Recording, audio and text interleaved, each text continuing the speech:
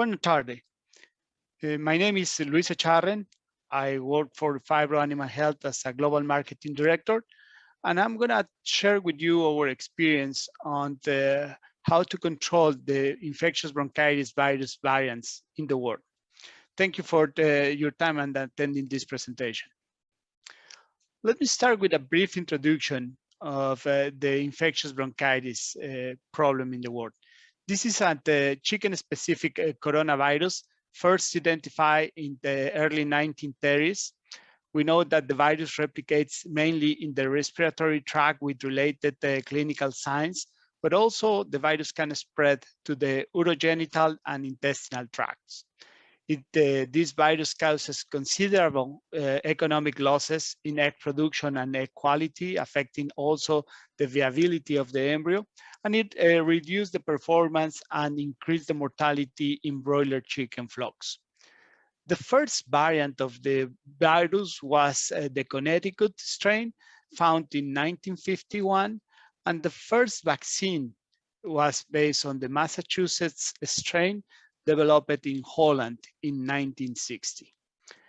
The rapid growth of the poultry industry and the virus ability to quickly change had led to the emergence of several variant strains, such as the 793B, the QX, the Q1, the variant 2, and some others, as I will show in the next slide. The poor cross-protection immunity between the Massachusetts first developed vaccine and the variants, the emergent variants, has led the industry to require variant vaccines, infectious bronchitis variant vaccines. And the industry has been developing several of these vaccines very successfully that led to the creation of 2 vaccination strategies that will be the pillars of this presentation. But let me talk to you about the different strains. When we say there are several strains, you can see that there are really many strains. Nowadays, the virus is classified in one genotype. The bronchitis infectious virus belongs to one genotype, and it has about 7 different lineages, at least 27 different lineages. The cross protection among the different strains varies, but in many cases is poor, particularly among the variant strains. And I'm not going to go through the whole list, but I will talk briefly about the particular variant strains in Brazil. You probably know them better than I do, the BR1, for which a vaccine, an homologous vaccine has been developed. And nowadays in the world, one variant strain that is rapidly spreading is the variant 2. This variant 2 was first identified in Asia, but now it is present in Europe, in the Middle East countries, in Asia, and in Africa. There are some hints of this strain being probably in the Americas also, but this is up to be confirmed. Let me move on, and I will take the opportunity to briefly talk about Phibro vaccines. And the reason is in the papers I will refer to next, these names will appear. And I want you to know what I'm talking about when referring to the vaccines. We have 3 vaccines, 3 bronchitis vaccines in our portfolio. Tabik is our leading product.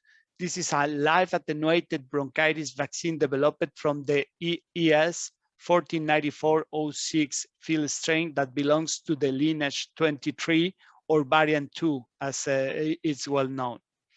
The second vaccine, Tabik is a live attenuated bronchitis vaccine developed from the IS 233 strain and belongs to the lineage 13 or the 793B group. These 2, Tabik-26 and Tabik are not yet registered in Brazil. And the vaccine we have registered and is used in Brazil is Tabik H120, a live vaccine, live attenuated vaccine developed from the Hubent 120 strain and belongs to the lineage 1. So these are the 3 vaccines that we have in our portfolio. Let me describe briefly the strategies, the homologous protection program and the heterologous protection program. The homologous protection is a vaccination strategy based on the use of a vaccine strain that matches the field virus lineage. This has proved to be a very powerful strategy for the virus control. Phibro has been running the challenging studies for about 12 years already and has proved the efficacy of this approach. And recently, an independent group of researchers in Poland, at the University of Poland, led by Dr. Lisowska, in 2021, confirmed the reports that the homologous protection offers robust protection against the variant 2 lineage 23. What we have confirmed is that to protect in the field against this variant 2, there are needed 2 doses of the vaccine. The first one applied at day 1. The second one is recommended between day 10 and day 14 of age. We know that when we run challenge studies in SPF birds, 1 dose can be enough. Definitely in the field, particularly when facing hot environments, high challenge, 2 doses are the best alternative. The second strategy is the Heterologous protection program. And in this case, there are used 2 different strains, 2 different bronchitis virus strains that can protect against a third heterologous lineage, a third heterologous field virus. This is of great value whenever there is not an homologous vaccine to match the challenge, or wherever there are multiple lineages circulated in the field. In many countries, there is the presence of the QX and the Q1 and the QX and the 793B, or the QX that is very common, and the variant 2 strains. In these cases, it's difficult to use an homologous protection approach, and an heterologous has proven to be very effective. I will share with you a couple of papers, results of different papers published by independent researchers. So this is people that has confirmed what the Phibro at some point has published, or that has investigated on the different approaches to control the variant strains of the bronchitis virus. In this study, I want to bring your attention there were used 2 variant strains, the 793B and the variant 2, different vaccination programs, including the H120, the D74 or the QX, the Massachusetts strain, or the combination H120 and D74. You will find that the birds were challenged at 35 days of age whenever they were vaccinated in the hatchery, and at 14 days, and birds were challenged at 21 days when there was only 1 vaccination in the hatchery. What is important, the summary of this work is, if you look at the challenge with 793 strain, the heterologous programs offers very good protection, 83%, 85%, 85% against this strain. But when the variant 2 was used as a challenge virus, the protection fall to 50%, 70%, or 60%. So the protection is much lower when they're doing the variant 2, confirming that best protection can be achieved with the homologous variant 2 against the variant 2, as you will see in the next works. This is one other work. This is the work published by Dr. Lisowska in Poland. And as you will find here, they tried different vaccination programs. They use MA5 and, excuse me, the names of the vaccines. Normally, we don't use the name of the vaccines, but this is the original report of the paper. So I'm just using the same results they published. And we have here the MA5, IBERT, or Primo QX, used in combination or alone at day 1 or day 14. What is important of this paper is 1 dose of the variant 2 vaccine, Phibro-Stabic IBV206, 1 single dose in the hatchery was enough to protect 100% of the birds. While an heterologous program required 3 different vaccines, MA5, Cevac IBERT, and Nobilis Primo QX, to get the same level of protection.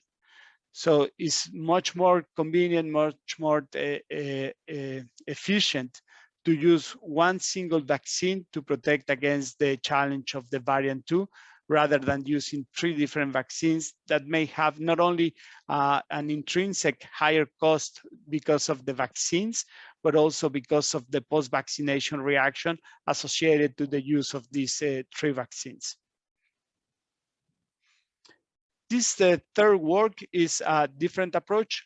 I already talked to you about using different vaccination programs, heterologous programs with the challenge of the variant 2.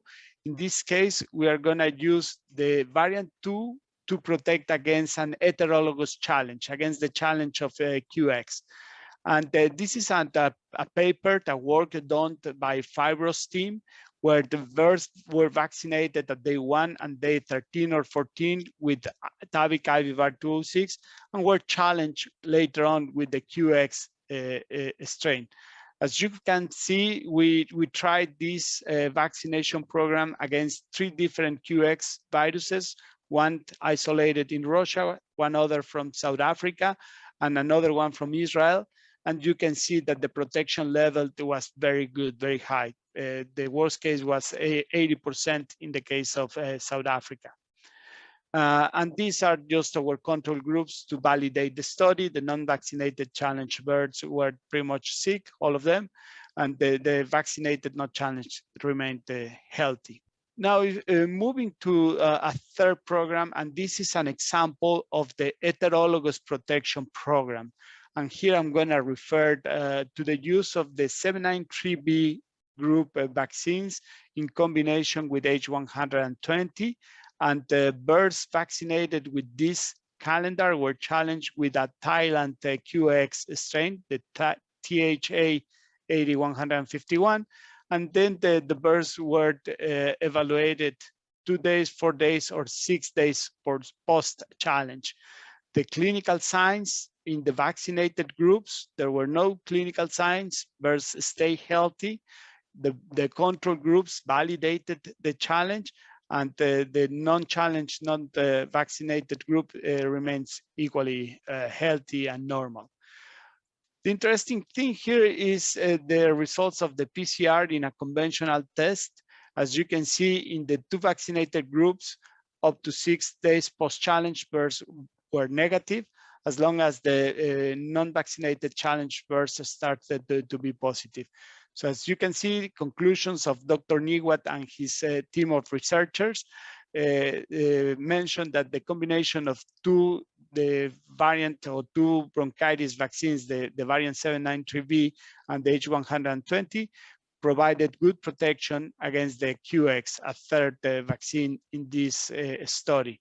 And the vaccinated birds were protected also against the shedding of the virus and the celiostasis after the challenge. The histological scores revealed good protection also.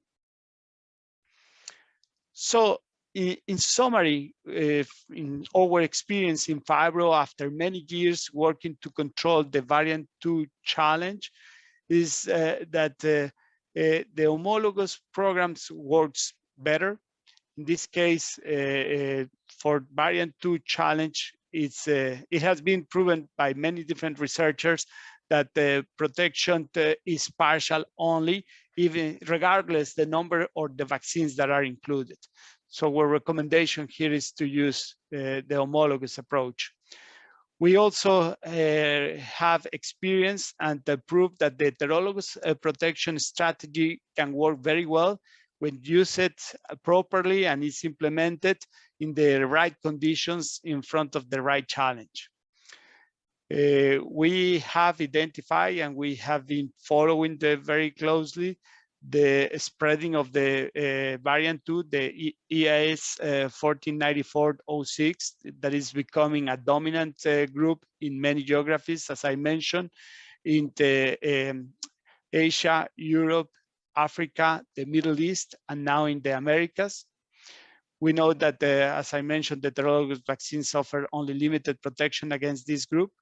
And probably an interesting information also, the variant 2 vaccines cross-protect well against some other heterologous like the QX. With